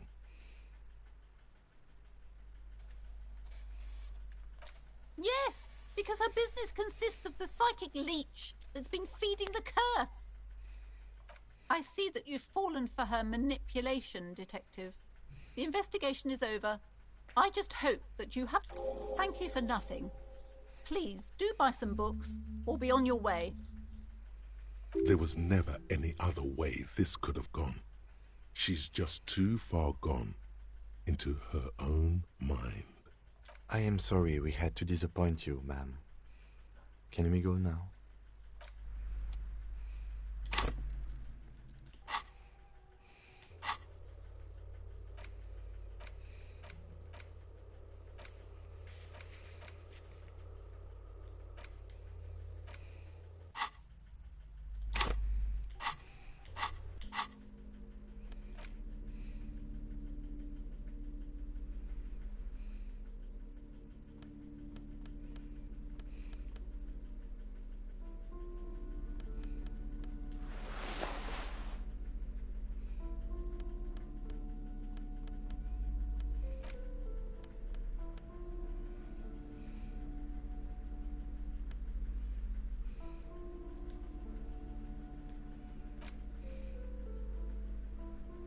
The note is written with a blue pencil on a piece of lined office paper.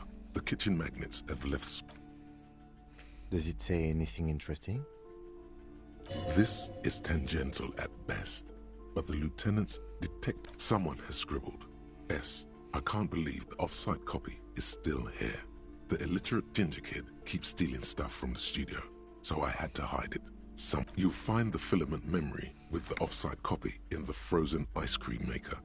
Please take it home, ASAP. It's important. I'd do it myself if I lived in a civilized place with a freezer. Take care, Sully Swaff. Someone who owns a radio computer? My guess is as good as yours, officer. Which is to say, not very good. It belongs inside a radio computer, storing its memory. It's like a tape. You listen to disco tapes, right? It's like one of your disco tapes, only for a computer. Really?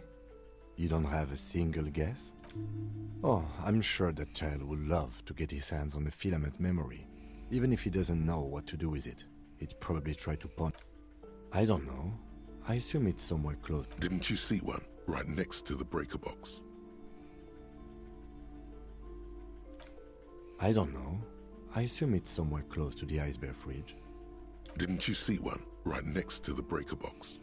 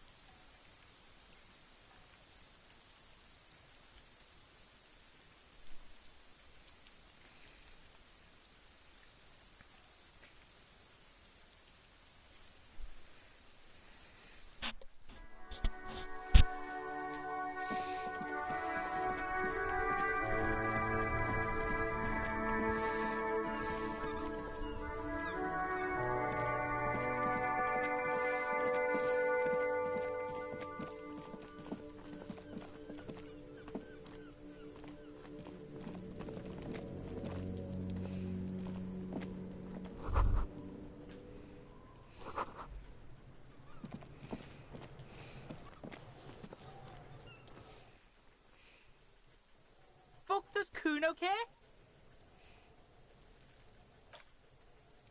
You found Kuno's secret door to Kuno's secret shack. It was closed for 5,000 years. How the fuck did you get in? Shit. Get the fuck out of here. You can't do that. He can't do that, Kuno. He's trying to fuck at you again. Pigs can't displace. Can't do that teleport shit. How did you like it in there, pig old boy? Kuno's got a lot of cool shit there, right? Oh, that? Kuno decapitates pigs. That's just a Kuno demo tape.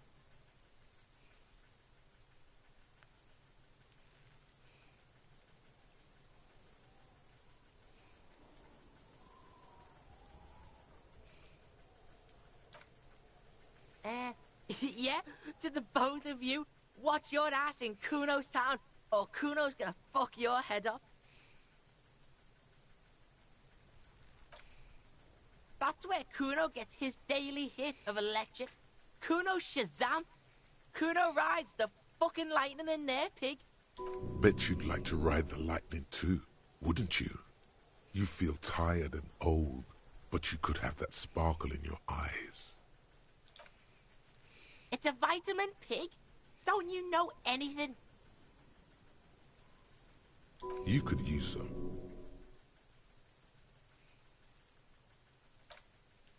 Yeah, it's the mag. You fucking need that shit to stay on top of your game. Kuno goes through like a tube a day, rips mag like a motherfucker, and you could use a bottle. Oh, don't teach him, Kuno. He's gonna use it against you, Kuno.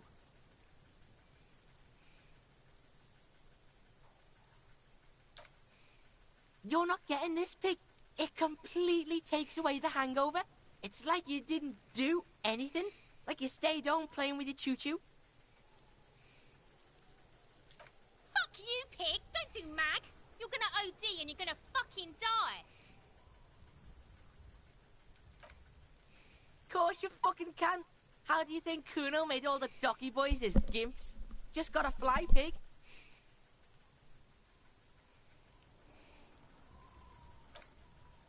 Not for you, pig. Kuno can't wait to see you get all scared and shit your pants. Kuno can't wait to see you shit your fat pants. That's all there is to it then. Don't be a pansy. Just jump. Good call, Pigmeister. Don't come and talk to Cool. Hear that? Magnesium. That's what you're lacking. The lack of magnesium has you slouched. Yes, and it's critical. Look at yourself. You're practically devolving into a fish due to the lack of magnesium in your bloodstream. You need to get so magged up. You've probably had 2 heart attacks and a minor stroke already. And the only prescription is insane amounts of magnesium. Yes, if you want to live, you need to evolve. You need to ascend the carbon barrier. Go to the apothecary and buy insane amounts of magnesium.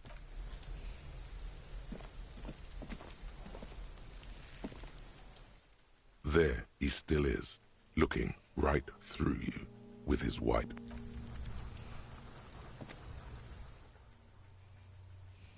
Yes?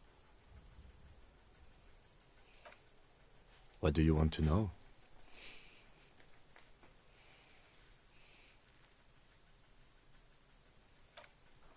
I'm afraid you and I are pawns in a pissing competition. You don't know? I assumed you were in on it.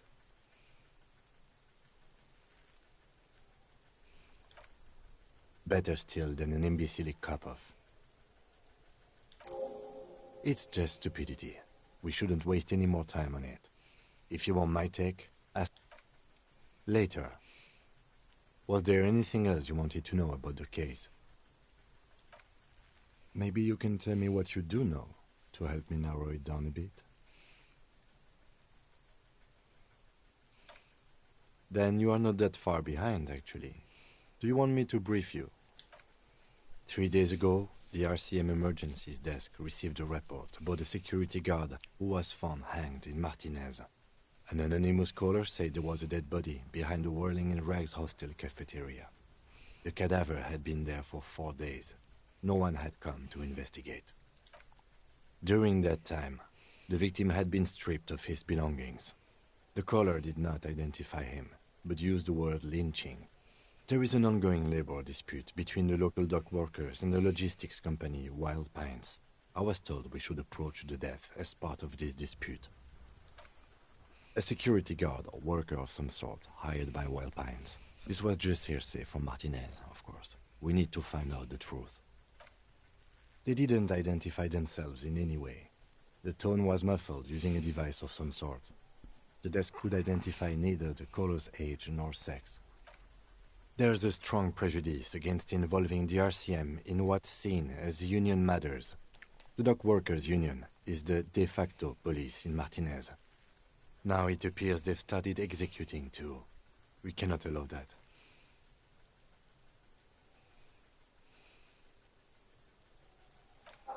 That's right. You mean like a brief? Do you want me to brief you again? 3 days ago, during that time, the victim had been stripped of his belongings. There's a strong prejudice against involving the That's right. No, it's not a particularly mysterious case. The deceased is a security guard for a corporation involved in a labor dispute. It doesn't take a DeLorean polymath to put the pieces together.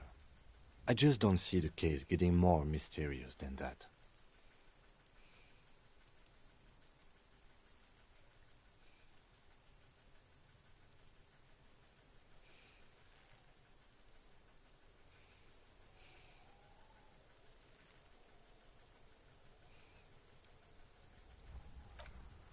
Then you are in luck, because we are in the midst of a major strike by the dock.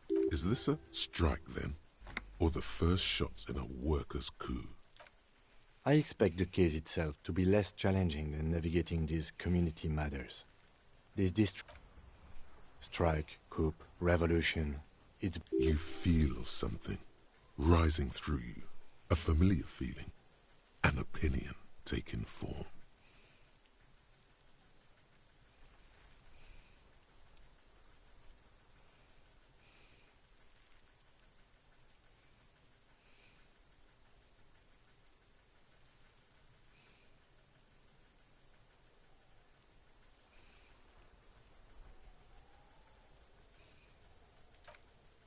When I said we have to navigate community matters, I did not mean we have any say in them. I meant we should be careful. If we are not, the shit will blow right in our faces. From an imaginary fan. Now, was there anything else? Good.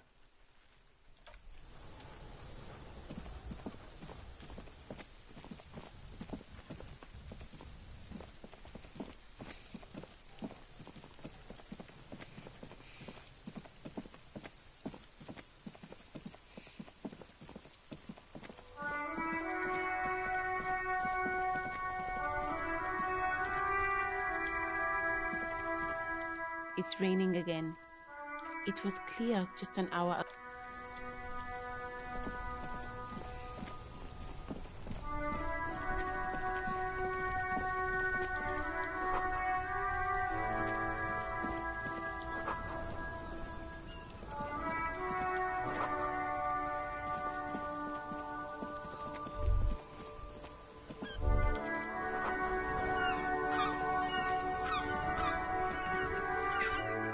Life doesn't need to be a struggle. I'll be with you in a moment, officer. Let me just finish my sandwich. Talk to Angry Hog René first.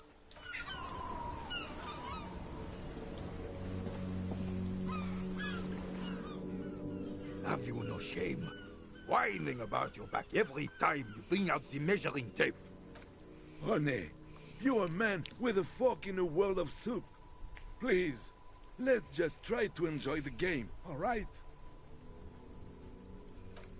I'm trying to, but you keep breaking my concentration. You're old. I can see that. We're both old. Now stop grabbing your ass like it's a girl. These manly men are playing balls. This is a ball game. Grab a ball and play it. Don't ask questions. Shoot first. Ask questions. No, you got this. There's the ball. You're the game.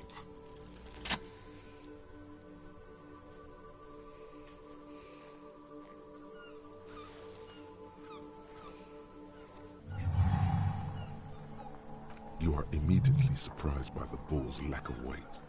No matter, you'll make it work. The cold metal ball is surprisingly smooth against your neck. It has a pattern on it, probably a sponsored ball. Yours would only be covered with bumps of learning and scars of victory.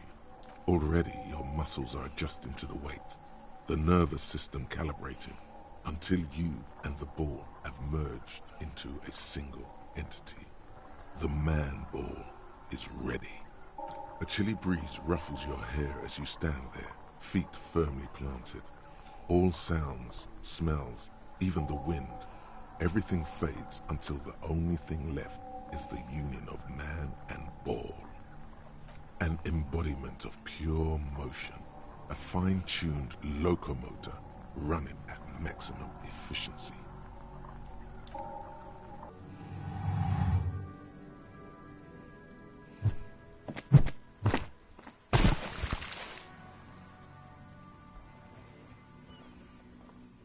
Merde! Bordel de merde! A whorehouse of shit? It wasn't whorehouse of shit. The shot was at least 23 meters, probably 24, and then some. Nothing to be embarrassed about. What the hell is your problem?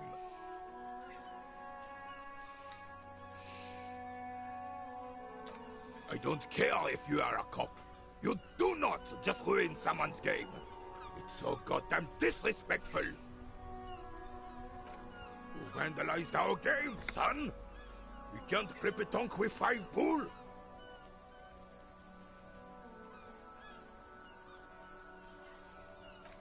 No, we are not good, goddammit.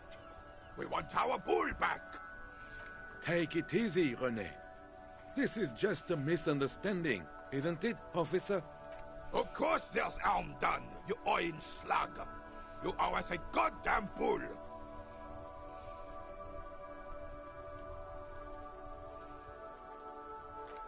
Will this... No! No, it will goddamn not! Thank you, officer. This is really something. Honestly, I think it's better than our... Mon Dieu. Alright, fine. Yes, why did you come here? You never know. He might know something. This is a good vantage point. Unfortunately, I don't. Unlike most of the locals, I have no qualms about assisting law enforcement.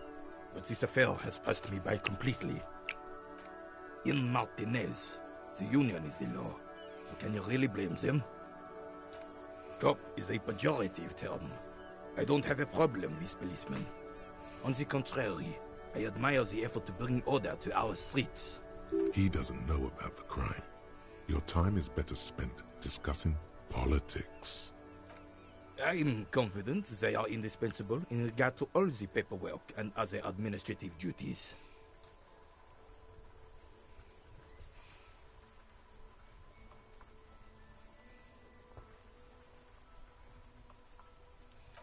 No man can afford to turn his eyes to the horizon if his rear isn't secured. If the women folk take care of that, then men can tackle the bigger issues.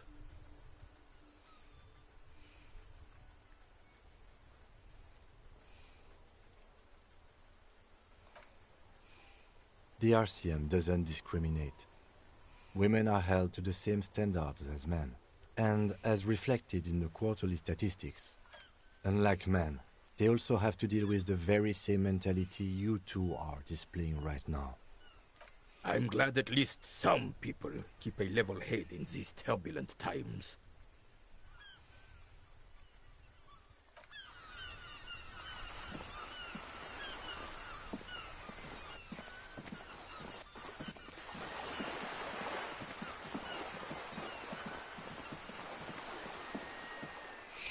I'm thinking about quitting for a little bit.